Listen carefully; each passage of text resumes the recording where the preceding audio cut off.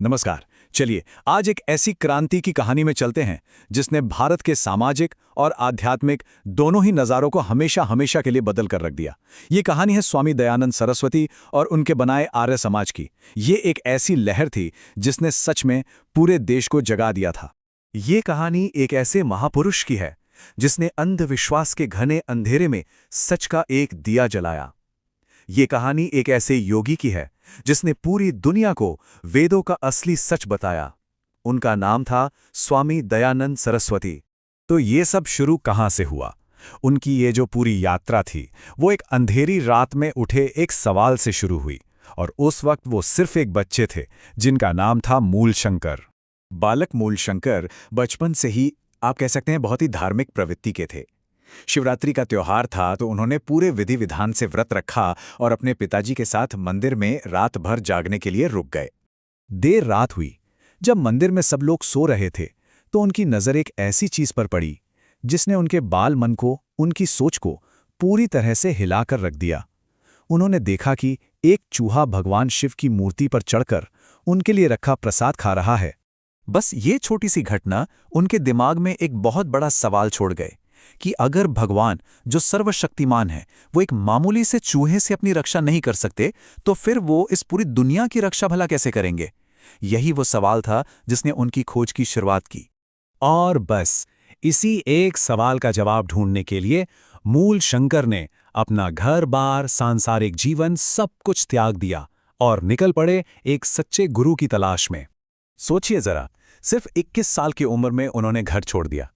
कई सालों तक एक साधु के रूप में वो पूरे भारत में भटकते रहे, ज्ञान की तलाश में। और फिर आखिरकार मथुरा में उनकी मुलाकात हुई प्रज्ञा चक्षु ऋषि गुरु विरजानंद से। और जब उनकी शिक्षा पूरी हुई और गुरु दक्षिणा का समय आया तो उनके गुरु ने उनसे कोई धन दौलत नहीं मांगी। उन्होंने दयानंद से एक वचन मांगा, एक ऐसा वचन कि वो अपनी पूरी जिंदगी वेदों के सच्चे ज्ञान को फैलाने और समाज से अज्ञान के अंधेरे को मिटाने में लगा देंगे। और यहीं से गुरु को दिए उस वचन के साथ दयानंद के जीवन का एक बिल्कुल नया अध्याय शुरू हुआ। उन्होंने भारत में उस समय की जो पुरानी मान्यताएं थीं, जो रूढ़ियां थीं, उन्हें चुनौती देना शुरू कर दिया।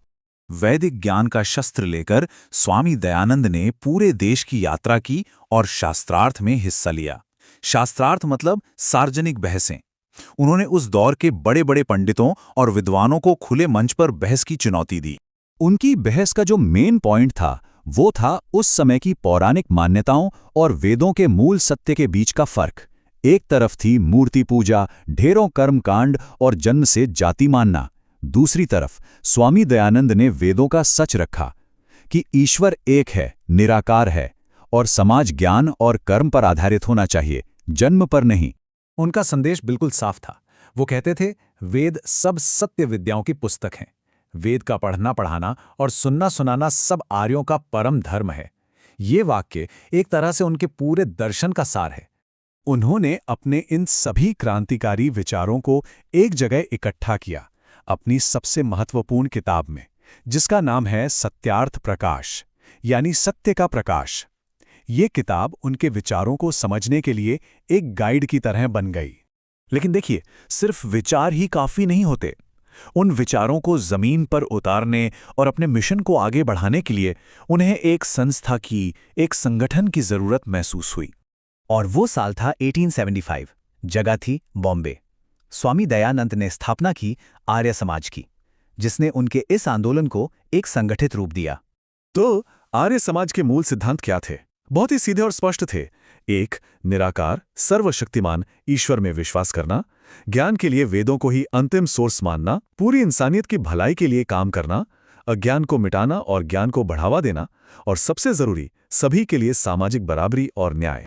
स्वामी दयानंद का जीवन तो एक दिन समाप्त हो गया, लेकिन उनके द्वारा शुरू की गई ये क्रांति, उसकी विरासत आज भी जिंदा है। चलिए देखते हैं कि उनका और आर्य समाज का असर कितना गहरा और कितना लंबा रहा। उनका काम कितना बड़ा था, ये यहाँ से पता चलता है। सबसे पहले तो उन्होंने सभी के लिए शिक्षा के दरवाजे खोले, चाहे वो महिलाएं हों या तथाकथित निचली जातियों के लोग। फिर उन्होंने बाल विवाह और जाति व्यवस्था जैसी सामाजिक बुराइयों के खिलाफ एक जंग छेड़ी। उन्होंने स्वदेशी यानी आत्मनिर्भरता को बढ़ावा दिया और भारतीय संस्कृति पर गर्व करना सिखाया। और तो और उन्होंने भारत के स्वतंत्रता संग्राम में न जाने कितने सेनानियों को प्रेरणा दी।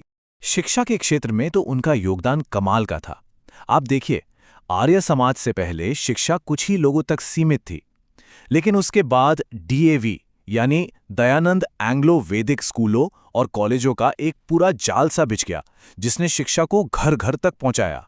तो आखिर में अगर हम कहें तो वो एक ऐसे इंसान थे जिन्होंने पूरी लगन से एक सोए हुए राष्ट्र को उसकी गहरी नींद से जगाने की कोशिश की।